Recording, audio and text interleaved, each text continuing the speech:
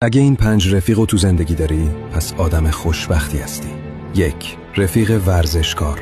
این کسیه که بهت انگیزه میده فعال باشی، از خودت مراقبت کنی و سالم بمونی. 2.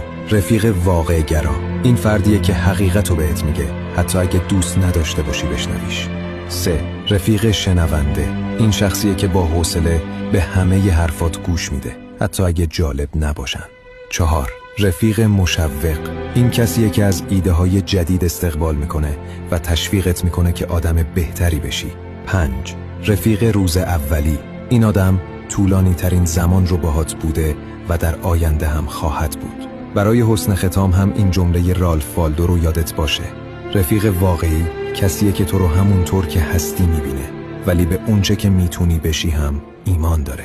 در صفحه ما محتوایی هست که کمکت میکنه هر روز 1% بهتر بشی. بهمون ملحق شو.